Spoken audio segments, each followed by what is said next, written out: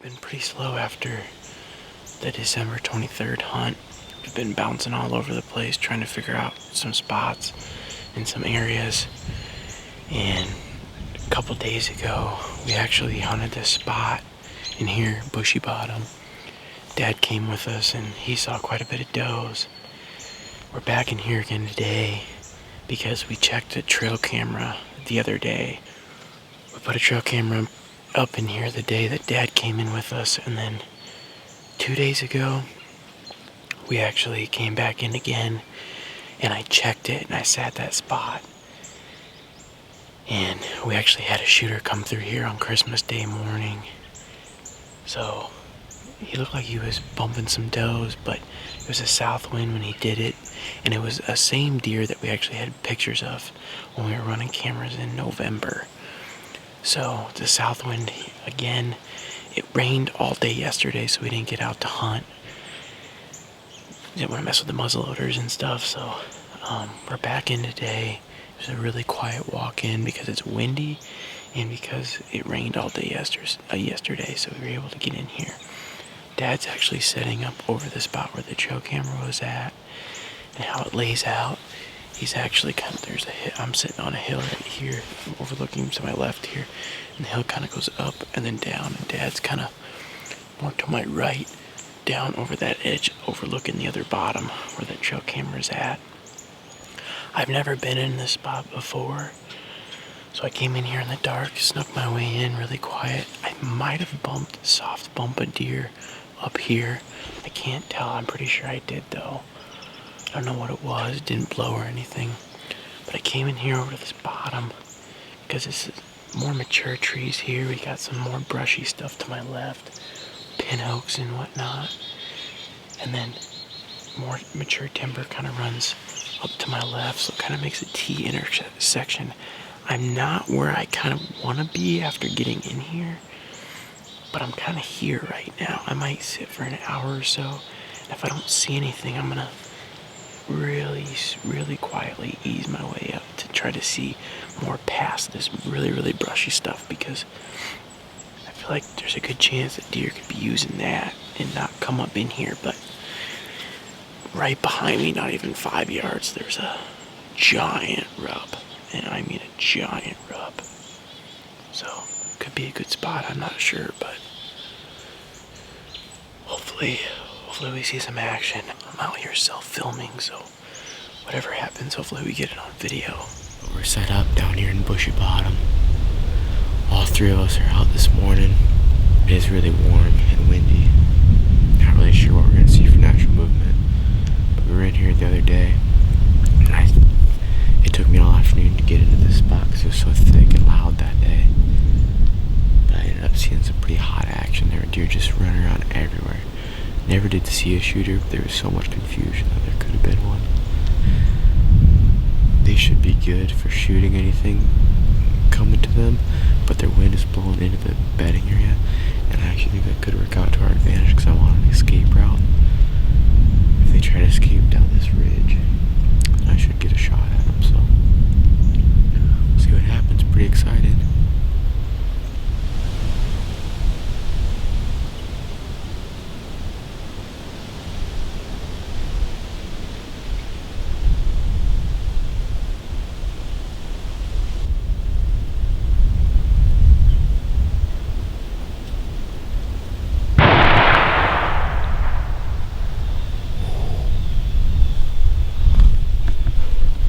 Someone just shot. I'm gonna get ready in case it comes this way. In case anything gets spooked this way.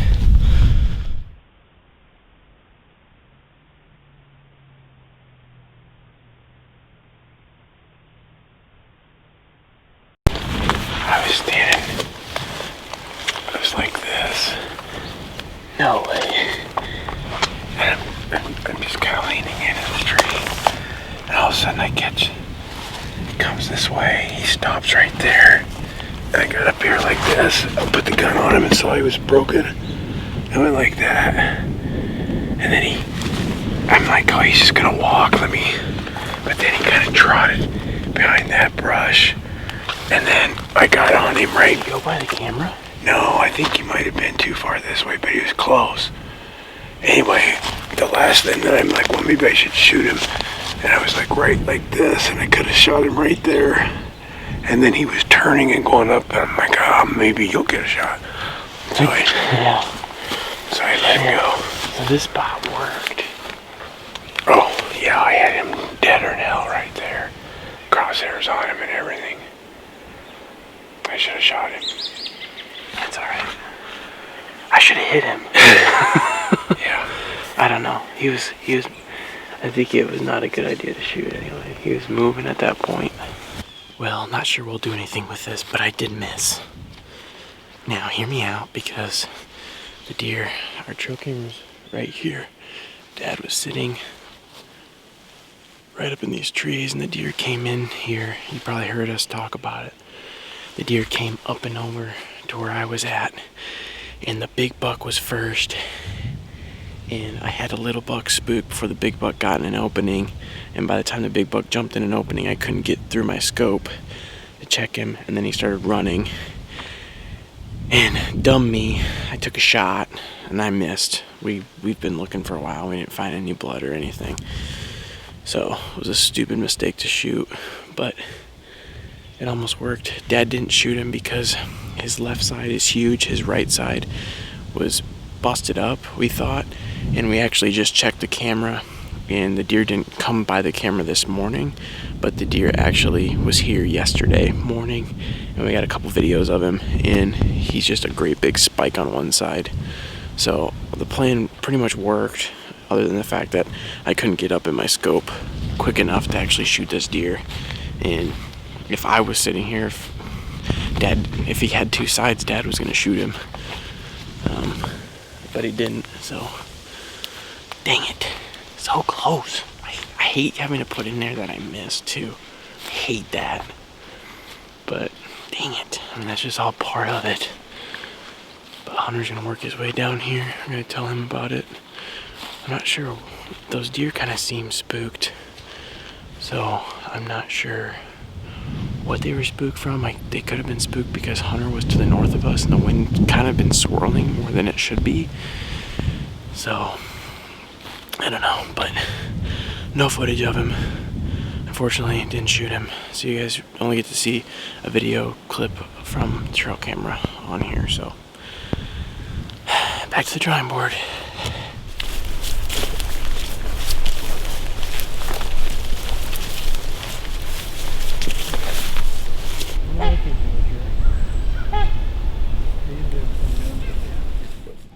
Hi, Dad. Alright, so we wanted to wrap it up. Not wrap it up. We're gonna go do kind of a deer drive.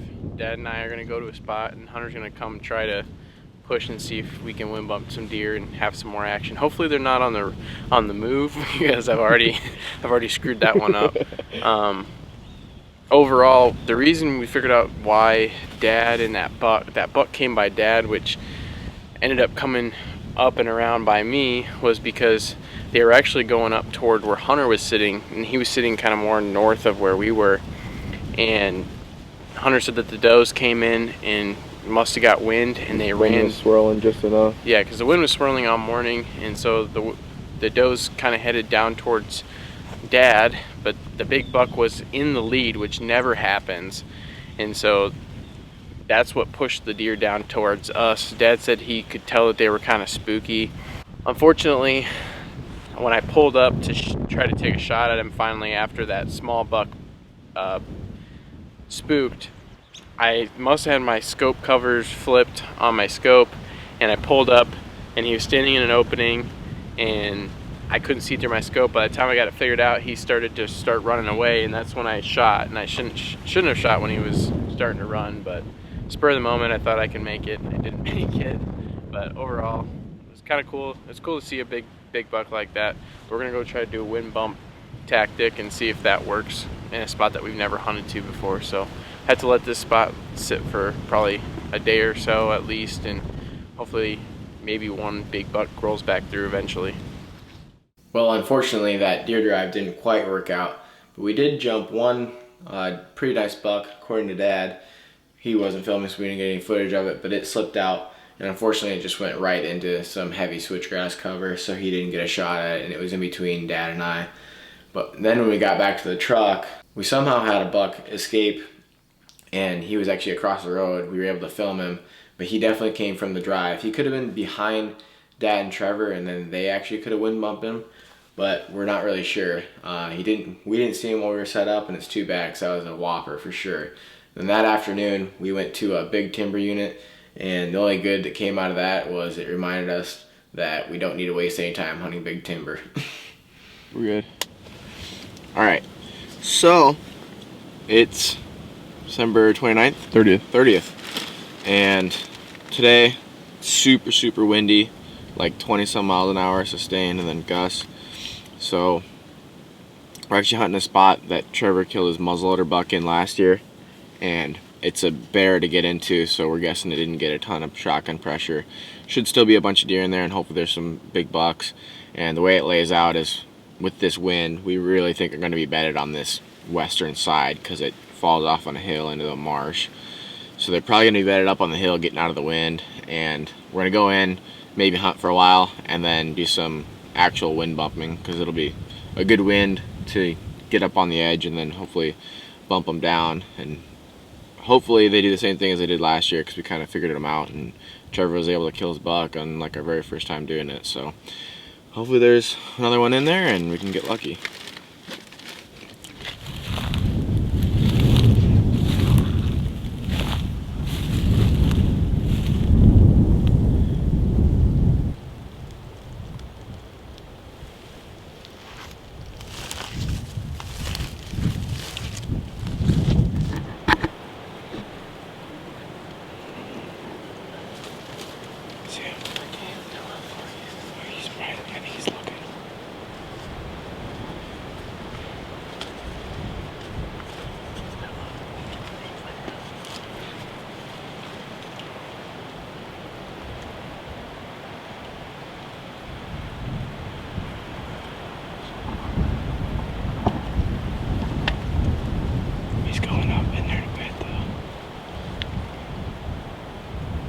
Bigger than the one he killed last year, but it wasn't like a...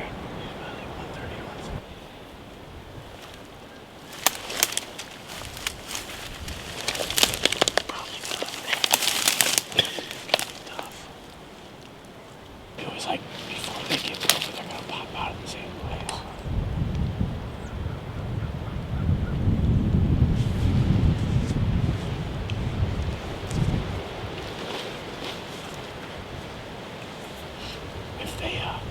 If a buck comes out in that spot, use that 210 dot. Right? Well, there's obviously a lot of deer in here moving pretty natural.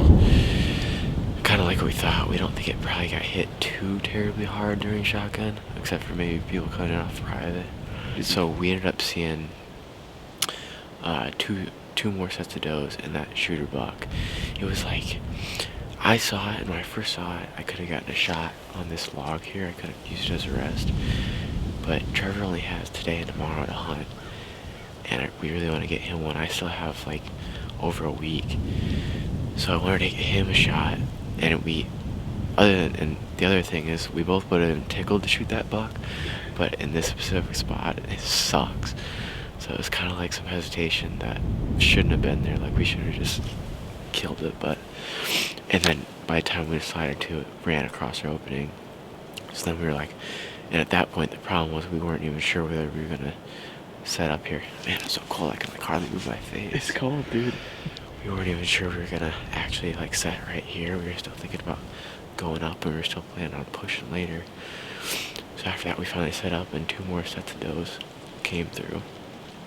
So there's obviously some deer in here moving natural. And we're starting to change our mind. We think we might have a better chance of getting one if we both go in further, spread out, and set up along the spot of marsh, because there could be even more bucks crossing farther up. And that one, I feel like I know exactly where that one went embedded. We could go in there and probably get on him, but the chance of him running right to where I'm at is really minimal. Yeah, low chance of the drive, like, good chance of seeing him, good chance of bumping him, like, I feel like I know where he is, low chance of getting him. And Right. I just feel like this would be our best bet for tonight. But that all relies on us being able to cross the creek, because if we walk up this edge, we're probably going to spook him. One other thing that I wanted to point out, since I hunted this, like, I think 2 or 3 consecutive days last season, and a majority of the deer that I saw actually were going to the field that way. We saw that buck kind of go away from that field, so it seems like the deer feed more on that field rather than this one over here. I wanted to point that out. That's why we feel like we have a better chance of setting up on this side and catching them going back. With this wind too, like, I think they're going to be down here just messing around in this bottom area tonight. They should move even better tonight than they did during the day. I mean, heck, the Druries don't even hunt in the mornings. But I think that's the plan for now. We're not gonna set for too much longer. Everything's probably bedded. And we're cold. And we're real cold. And if we want to go back and get back here in time and walk in, we're gonna need to probably get moving. So, I don't know.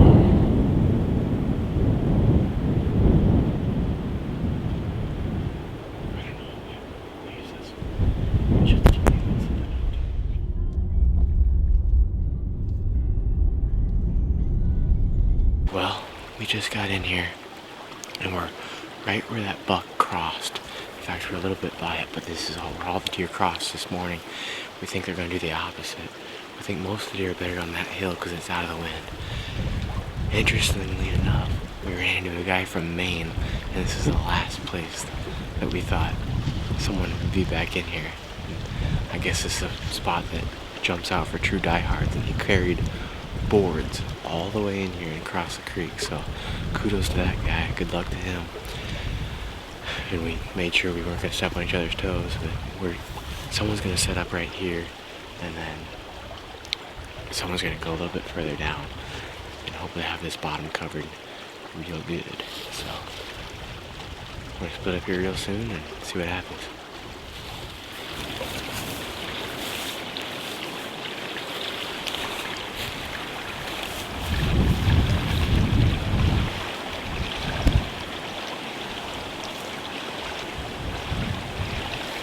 Oh God. I don't know what he's doing.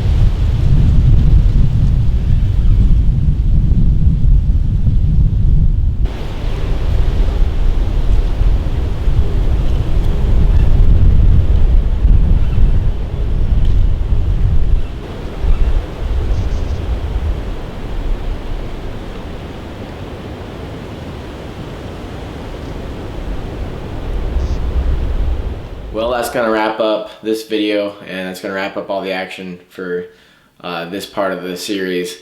Man, that was a tough one to edit and watch. It really opened up some old wounds and kind of hurt. Those were 2 really good opportunities. You know, you always wonder how many good opportunities you're going to get in a single season at nice bucks, especially on public land. And those were 2 really nice ones that we let slip through our fingers. Ultimately, I think it comes down to, in Trevor's case, I guess ideally that buck wouldn't have been in a bigger group and those does wouldn't have winded me, then I would have gotten a shot at them.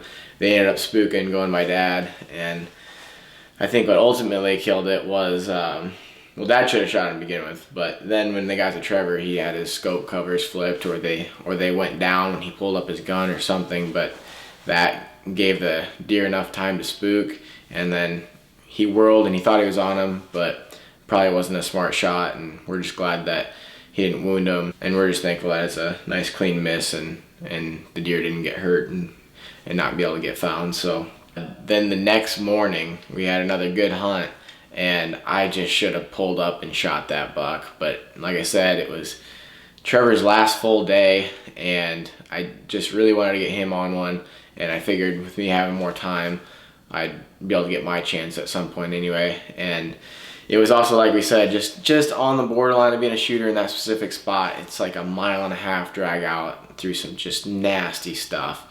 So just enough hesitation to where the buck was able to get through. And when I first saw him, he was standing in an opening. I glassed him and I could have pulled up and shot him if I had just gotten out of that log. He was about 175 yards away, so it would have been a tough shot.